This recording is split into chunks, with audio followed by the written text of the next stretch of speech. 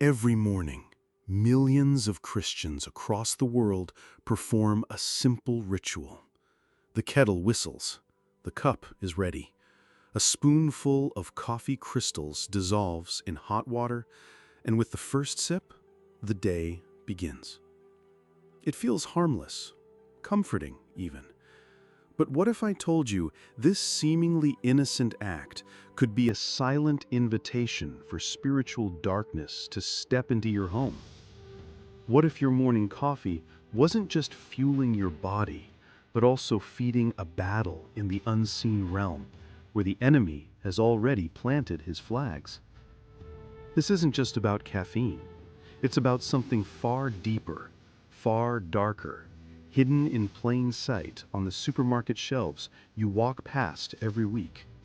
5 instant coffee brands, carrying baggage so spiritually toxic that continuing to drink them could be opening the very doors you've been praying for God to close.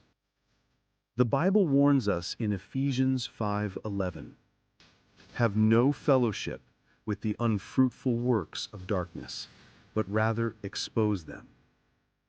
What I'm about to share with you is not fear-mongering. It's a wake-up call, a battle cry for Christians who refuse to compromise. Before we go deeper, I need you to do 2 things. First, hit like on this video and subscribe with the bell on so you never miss these truth-filled messages the corporate world doesn't want you to hear. And second, type this in the comments right now. Lord, open my eyes to see the truth. Let's flood the comments with that prayer so it becomes a wall of faith against deception. Now, the first brand on our list is Nescafé, and its history is not just troubling, it is drenched in tragedy. Owned by Nestlé, this brand carries one of the darkest corporate legacies in modern history, a legacy of infant deaths.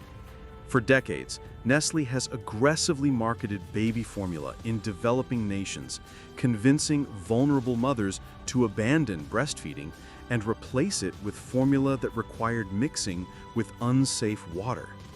The result? Countless newborn lives lost. This is not a rumor. It's documented, protested, and condemned by major Christian denominations worldwide since the late 1970s. Matthew 25:40 says, "Whatever you did for one of these least of these brothers and sisters of mine, you did for me." By that measure, Nestlé's actions are not just unethical, they are a sin against the very heart of Christ. And yet, millions of believers still scoop those instant granules into their mugs every single morning, unaware that their money is feeding a system of death. But it gets darker. Nestlé's CEO once publicly declared that water is not a human right and should be privatized for profit. Think about that. God's most basic gift in creation, something he freely provided in Genesis 1:29, being claimed and controlled for corporate gain. If that doesn't echo Pharaoh's spirit from Exodus 1, the same spirit that devalued life and oppressed the vulnerable, I don't know what does. And it's not just about infant deaths. Investigations reveal child labor on Nestlé's coffee and cocoa plantations, with kids as young as 6 working dangerous jobs separated from their families. Exodus 21:16 condemns kidnapping and slavery in no uncertain terms, yet here it is, disguised as business. The red Nescafé logo you see every day? To me, it's not just a brand, it's a modern-day idol, a symbol of spilled innocent blood. Every cup, a silent participation in a global system that mirrors the ancient worship of Molech, where children's lives were sacrificed for prosperity. Still think your coffee is just coffee? And that brings us to the second brand, Maxwell House. Their cheerful slogan says, "Good to the last drop." But what's in that last drop may not be good for your spirit. This brand has long been tied to cultural and religious compromise. They proudly align themselves with Jewish Passover traditions, declaring their coffee kosher for Passover for decades. yet ignore the fulfillment of that very law in Jesus Christ. Galatians 3:24 explains the law was a tutor to bring us to Christ, yet Maxwell House keeps selling the shadow while rejecting the substance. Their branding and marketing often flirt with mystical imagery, Eastern meditation themes, and peace without Christ, a counterfeit tranquility that only leaves the soul emptier. Even their agricultural practices under Kraft Heinz reveal a heart set on profit, not stewardship, contradicting Genesis 2:15's mandate to care for creation as a gift from God, not exploited. When you sip Maxwell House, you're not just tasting coffee, you're participating in a culture of compromise. And just like Nescafe, they've also aligned with political and social agendas that openly contradict biblical truth. It's a smiling cup hiding a bitter spirit. But these first two brands are just the beginning, because the third one, its logo hides something so deeply rooted in pagan spirituality that even keeping it in your pantry might be inviting the wrong kind of blessing into your home. Before we go there, if what you're hearing is opening your eyes, I want you to write this in the comments. I choose truth over convenience. Let's make this the declaration of every believer watching right now. That third brand hides its darkness behind the soft image of a colorful bird. You've probably seen it. Mount Hagen Organic Instant Coffee. The name sounds pure. The word organic feels safe. The logo? A beautiful bird of paradise. But in Papua New Guinea, where this coffee is grown, that bird isn't just a bird. It's a spiritual symbol. For centuries, it has represented animistic tribal beliefs, ancestor worship, nature spirits, and pagan deities. When Christians bring that logo into their homes, they're unknowingly welcoming a symbol rooted in false religion. And remember, Scripture warns us in Deuteronomy 4:19 not to worship the sun, the moon, or the stars, or any created thing. Yet the entire Maxwell House brand promotes a harmony with nature philosophy that mirrors Gaia worship, treating creation itself as divine instead of honoring the Creator. Dig deeper into their farming practices, and you'll find something even more disturbing: biodynamic farming. This method, inspired by Rudolf Steiner, isn't just about planting crops. It involves burying cow horns filled with manure during certain moon phases, rituals straight out of witchcraft handbooks. It's farming, yes, but it's farming with cosmic forces instead of God's blessing. Every sip from this brand ties you to a spiritual chain that does not lead to the cross, but to an altar of earth worship. The bird of paradise isn't just decoration. It's a daily reminder of pagan temples and ceremonies that sought power from creation rather than the Creator.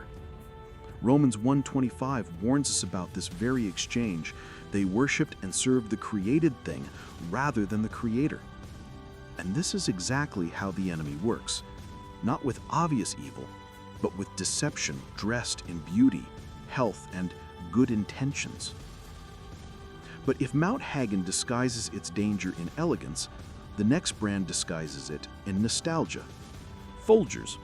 With the famous jingle, "The best part of waking up is Folgers in your cup." But what if that cup is steeped in idolatry? Look closely at their logo, the mountain. Throughout Scripture, high places are repeatedly condemned as sites of idol worship. 2 Kings 17 tells us God's people sinned by building high places and burning incense to false gods. Folger's mountain imagery isn't innocent. It's a subtle nod to the pride of man reaching for heaven without God. The beans that fill those jars, often harvested by workers in poverty, some even children, earning barely enough to survive. Poverty wages, unsafe conditions, a system designed to keep entire families trapped. And while Christian families sip their morning coffee, believing they're starting the day right, they're unknowingly funding oppression that James 5:4 speaks directly against. The wages you failed to pay the workers who mowed your fields are crying out against you. The parent company, J.M. Smucker, has aligned themselves with agendas that openly oppose biblical truth, yet they sell the image of warm family gatherings and holiday joy. Jesus himself warned against this kind of hypocrisy in Matthew 23:28, beautiful on the outside, full of corruption on the inside. And then there's the final brand on this list, one that carries a spirit so bold, so rebellious, that even its name feels like a challenge. Café Bustelo. Bright yellow packaging, bold Cuban espresso culture.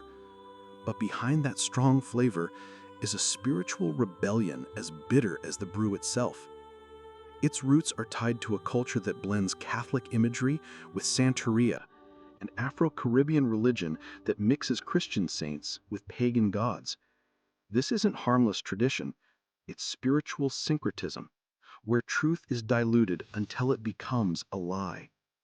Their marketing leans heavily on sun symbolism, imagery connected to ancient sun worship, which God condemns in Deuteronomy 4:19. Even the culture around their product promotes rebellion, late-night gatherings, overstimulation, lifestyles that erode rest and prayer. Romans 13:1 calls us to honor God's order, but Café Bustelo's branding celebrates breaking free from restraint, a spirit that's been luring humanity away from God since Eden. And when you buy it, you're not just buying coffee. You're funding agricultural exploitation, environmental harm, and marketing that glorifies resistance against God's authority. By now, the picture should be clear. These 5 brands aren't just bad choices for your body. They are open doors in the spiritual realm. And when God's people keep those doors open, the enemy will walk right in. But here's the hope. You can shut that door today. You can cleanse your morning routine. Just as Acts 19:19 records believers burning their books of magic, you can remove these products from your home completely and without hesitation. If you're ready to take that stand, I want you to write this in the comments right now. I choose close every door to the enemy. Let's declare it together as a sign that our homes and our mornings belong fully to the Lord. If you've made it this far, you already sense it. This is bigger than coffee. It's about discernment. It's about who and what you are inviting into your home through the smallest, most normal daily choices. The truth is, the enemy rarely attacks Christians in ways that are obvious. He's subtle. He hides behind comfort, nostalgia, convenience. He hides behind marketing campaigns with smiling faces, soft music, and wholesome family scenes, while in the background, those same companies support agendas that grieve the heart of God. Your morning mug can either be a vessel for God's blessing or a subtle altar to compromise. It's not just the caffeine, it's the connection, the partnerships we make, the money we spend, the brands we align ourselves with. Ephesians 5:11 doesn't give us room for small compromises. It calls us to expose the works of darkness, not sip from them. This is exactly what C.S. Lewis warned about when he said that the safest road to hell is the gradual one, the gentle slope, soft underfoot without sudden turns. The enemy doesn't need you to throw away your faith. He just needs you to ignore the small compromises until they pile up and become a pattern of disobedience. So how do we fight back?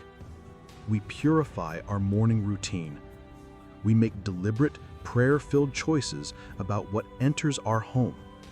And we teach our families, especially our children, that what we consume matters because it shapes our spirit. Acts 19:19 tells us about new believers who, upon realizing the spiritual contamination in their lives, burned their books of magic, items worth 50,000 pieces of silver. They didn't sell them. They didn't give them away. They destroyed them. Why? Because spiritual purity was worth more than any financial loss. It's the same for us today. You could argue, well, I already bought this coffee, might as well finish it. But the truth is, if it's contaminated in the spirit, finishing it is like willingly keeping the door open for an intruder. It's not worth it. Not for your soul, not for your children, not for your testimony. Imagine starting your day not with a drink that ties you to greed, exploitation, pagan symbolism, or rebellion, but with something that honors God. Imagine replacing that rushed caffeine fix with 5 more minutes in prayer, reading His Word and asking Him for true strength. Because here's the secret. God's presence fuels you more powerfully than any espresso shot ever could. And here's where the victory gets bigger. When you make these choices, you're not just protecting your own home, you're sending a message. You're telling the enemy, not here, not today, not in my house. And you're showing other believers that holy living happens not just in the big decisions, but in the small, daily ones. The corporate elite don't want Christians to wake up to this. They know that if believers united, our combined purchasing power could force massive change in the marketplace overnight. They count on us being too distracted, too busy, too addicted to convenience to care. But when we care, when we act, we become an unstoppable force for righteousness. This isn't about legalism, it's about allegiance. It's about saying, as for me and my house, we will serve the Lord. Joshua 24:15, even in something as small as our morning drink. Because every decision, every purchase, every habit is casting a vote for one kingdom or the other. So here's the challenge. Tonight, look at your pantry. If any of these 5 brands are sitting there, remove them. Don't give them away. Don't save them for guests. Get rid of them.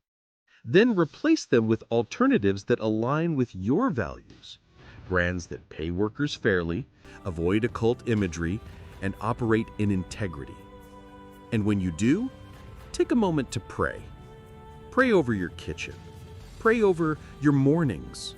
Pray that God would bless your home, cleanse it from every spiritual foothold, and fill it with His presence. Because this isn't just about avoiding darkness, it's about inviting the light. And when light enters, darkness has to flee. If you're standing with me today, I want you to write in the comments, "My home belongs to the Lord." Let's declare it publicly together as a final stand. This is the beginning of a lifestyle, one where every choice is an act of worship. The battle for your morning is over when you decide whose cup you're going to drink from. And I pray, with everything in me, that you choose the cup of the Lord.